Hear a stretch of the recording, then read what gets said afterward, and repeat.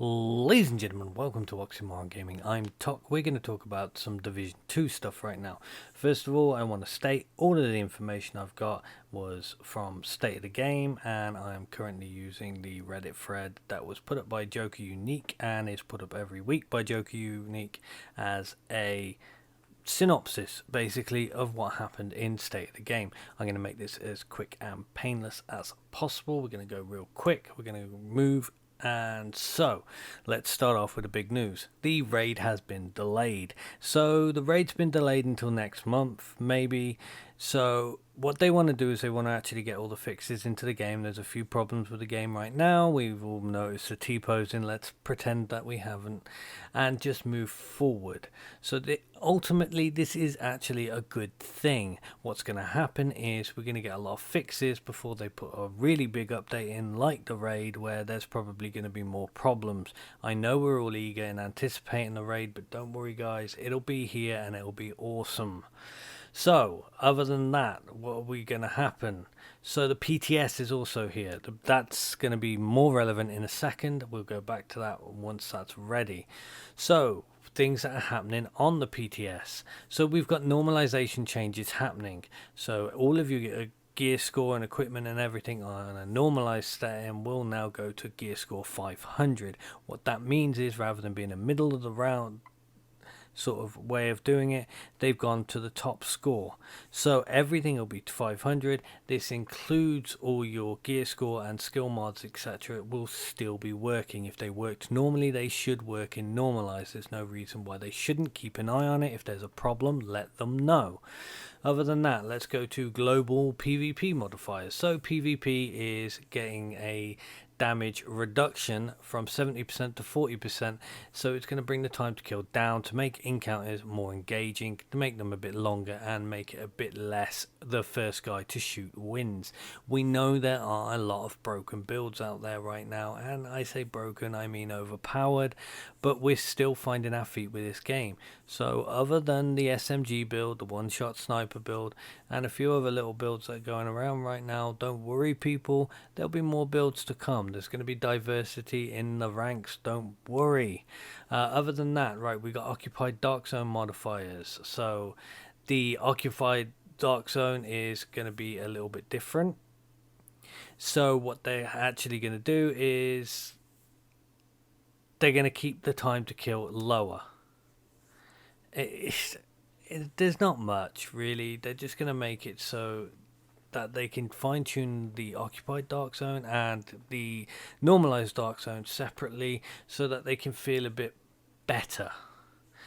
So PvP modifiers and weapon archetypes are also going to happen. So your weapon archetypes, such as your assault rifle, can be tuned independently of other weapons. So if one archetype is feeling a bit weaker or too strong, then they can bring that down or bring it up and sort of get everything normalized so that people have got options. The other big change is hip fire will no longer give you critical hits. This is important, and the reason for this is that hipfire should be a last-ditch attempt. It should be something done out of desperation, not something that's just a standard move. So, moving on and carrying on with the theme of the Dark Zone. So the loot is going to change. From now on, there's going to be more contaminated loot and less clean loot, which is going to drive people towards actually having to extract. The funny thing about extraction is it forces you into interacting with other players, whether that be through combat or just standing on the extraction point waving, saluting and dancing, which is my preferred method, but hey, you know, everybody's different.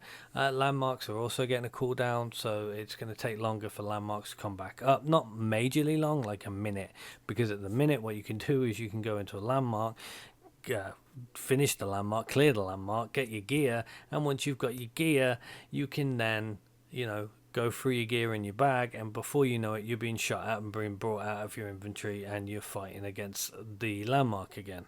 So that's kind of a good thing. It encourages people to move around the dark zone rather than just camp out one landmark.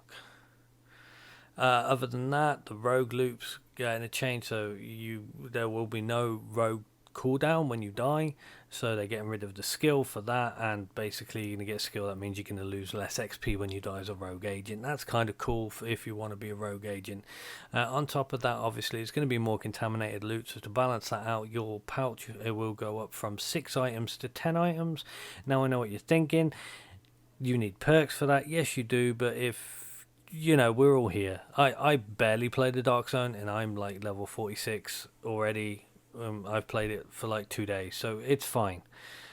Player count in the Dark Zone is not going to increase. They're going to keep it at 12, but what they are going to do is they are going to try and push you into servers to make it so that every time you go into the Dark Zone, there's going to be 12 people to fight with, play with, run around with, do landmarks with, do extractions with. You know, not everybody you meet in the Dark Zone is a complete and utter cunt, so don't worry too much about that. The occupied Dark Zone changes is basically you're going to just lose less XP when you die. So the other big change about the Dark Zone is that they are bringing in gear score 515 weapons into the Dark Zone. This is a bone of contention within the community, but one thing that they have also stated is that things like the raid will actually drop the highest gear score items. Now obviously the raid isn't in the game at the moment and the Dark Zone is. The problem is people don't want to play the Dark Zone to get the 515 weapons. I'm probably not going to bother grinding out the 515 weapons, and I wouldn't blame you if you didn't want to have to do it either. There's a lot of people who pretty much purely play PvP content, and there are a lot of people who purely play PvE content. It's good that we should all be able to coexist, and we should all have fun and play the game that we all paid for. So if you don't want to go in there and get the 515 weapons, don't feel like you're losing out just yet, because the raid will come along. Gear score at 15 isn't going to make much of a difference when it comes to the grander scheme of things. Maybe the weapons. I mean, I might go in there just for 515 weapons, if they're actually 515 weapons rather than just 500 weapons and 515 like armor. The Thieves' Den's also getting some changes, not really important. Just going to be able to switch weapons so you can get your special ammo in all the different weapons. The occupied Dark Zone, so Conflict's getting some changes. Anybody care about Conflict? No, didn't think so. Right, let's move on.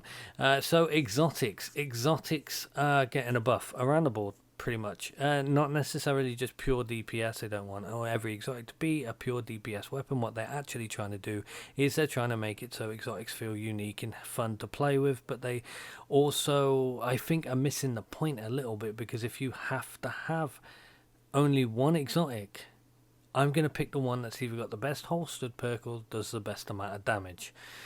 They also said that they're not just going to buff everything, because, you know, if you keep buffing everything, eventually you go up, and 1.5 mil damage builds are going to go to 15 mil damage builds, and it's not going to make the game feel any different. So there are going to be a lot of changes to some of the skills. Talents, even, you know, skills, talents, same difference. So talents that are getting changes, I'm going to read them off as follows. If there's something important I want to say about it, I'm going to say it. If not, I'm just going to keep rolling. So Unhinged, the damage bonus is going down to 20%, but the handling bonus is being reduced to 25%. Now the handling bonus is a debuff, so it used to give you minus 35% handling. Now it's going to give you minus 25% handling.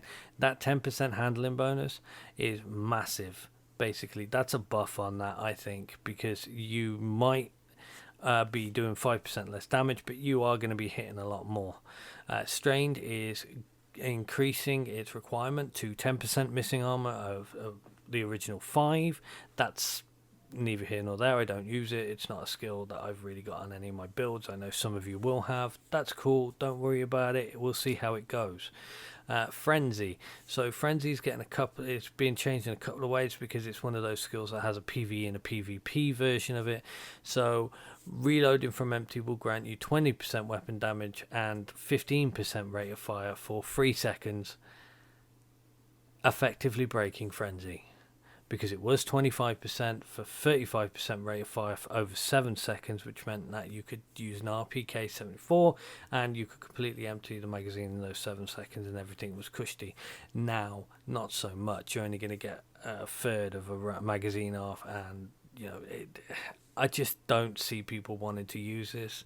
And in PvP, it's pretty much the same. It's gone from 15% to 15% weapon damage, 15% rate of fire for 3 seconds.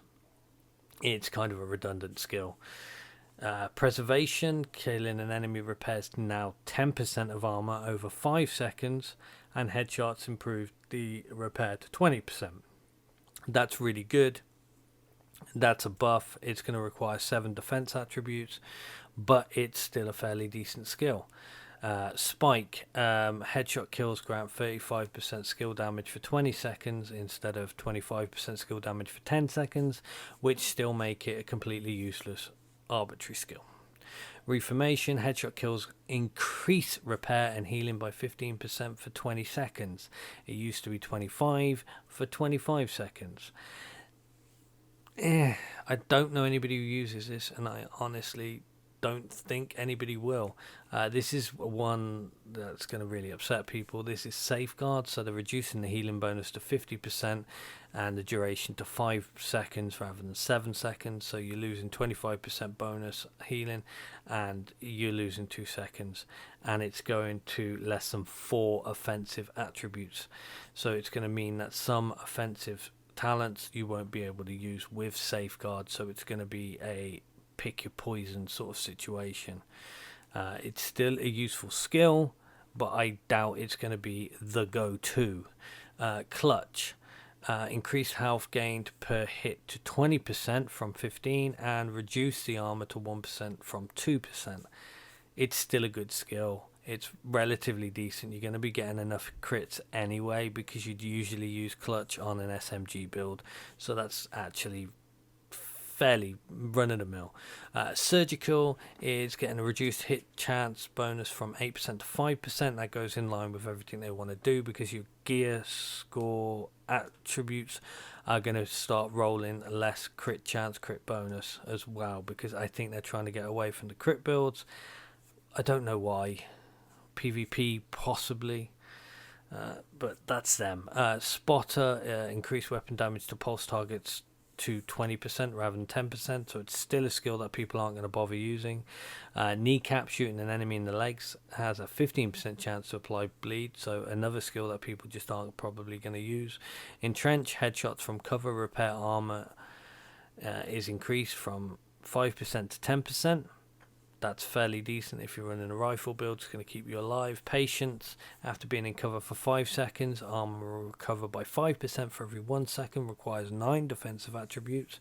I've already sorted out my build, we're good on that one. It's still a really powerful skill. 5 seconds rather than 3 seconds, it's not going to make a world of difference. The only time that's going to really come into play is when you are being bombed the hell by the grenadiers and the grenade launcher heavies. It's not major, but you know, it might just mean that some of us are going to have to use armor packs again. Unbreakable, so 70% of your max armor will be repaired when it's depleted, and armor kits used within the next 7 seconds are not consumed. That's a massive buff, but I feel like putting it behind 11 defensive attributes is really locking the sorts of builds that you can have. I just don't see many people running it purely for the requirements. Bloodsucker, depleting an enemy's armor adds a stack of 25% rather than 20% for 10 seconds. It's kind of cool. It gives you like an extra 50%, 150% armor. But again, it's locked behind 11 defensive attributes. It's a big ask, and I don't think tank builds work. So Berserk is another one that's going to annoy people. It's 10% weapon damage for every 20% of max armor depleted, and they're putting it behind a requirement of 11 offensive attributes. Berserk used to be one of those skills that had no requirements other than the fact that it had to be an AR, LMG or SMG. And it was great because you could put it onto different builds, and it was a clutch skill, a skill that would give you 100% weapon damage when you had no armor. The amount of times I've used it and I've got myself out of trouble taking down 2 or 3 elites with no armor whatsoever and hardly any health by the end of it, but I've managed to stay alive because I'm out damaging them. Bloodlust, swapping weapons within 3 seconds of a kill grants 35% weapon damage for 5 seconds. By the time you've swapped your weapon, started aiming down sights and taking a couple of shots, you're already a couple of seconds into that 5 seconds, so it's kind of a useless, redundant skill. You're only getting that for a couple of seconds, and it's going to require 9 offensive attributes. Blacksmith is a skill that's getting a massive buff that I think might work if you were running a shield build. Other than that, it's kind of redundant, but there we go. So killing an enemy with a sidearm will repair 50% of your armor and can occur once every 15 seconds. That's pretty good, really, but it is, again, locked behind 11 defensive attributes. And the final one, critical, which is the counterpart to surgical, reduce critical hit bonus from 8% to 5%. Again, that goes in line with reducing the crits across the board, which is exactly what they wanted to do. There's a few quality of life changes, but not much. So, to end this up, basically, I'm going to say there's a lot of skills here that are getting changed. Some for the better, some for the worst. And it's important, and it's really important right now that as a community we actually go on to the PTS, which is available right now on the Uplay launcher on the PC, and we go on and we try this and we see what we think and see what builds we can put together using these new skill setups. We try it, we play out in the world, and we see what actually happens. There's no point panicking just yet. None of this has gone into the live game, and we've still got time to try and persuade, if we need to, that these skills either need their requirements reduced, or they need to be buffed, or they need to be nerfed, and we'll see what happens. The main point is, it's neither a good or a bad thing. It's a sign of an ever-evolving game, and I think as players we should be happy that Massive are trying to do something with this. And there's a lot of people that are going RIP Division 2, you know. The game's been out for a month, so let's just roll with it. Let's see what happens. If anybody's got anything they want to say to this, just slap it down in the comments. Let me know. There's going to be more Division 2 content coming on the channel. We are focusing this year on actually building more on the YouTube side. We're going to be streaming a bit more. We're going to be doing a little bit more with the clan in Division. And we're just generally going to be boosting ourselves and boosting the channel up this year. So, that being said, thank you very much for watching. If you've liked the video, leave a like. If you didn't like the video, leave a dislike. I don't mind. I'm open to discussion. If you've got an opinion, put it down in the comments. We can chat. If you just want to play sometime, just let me know. Tatty byes.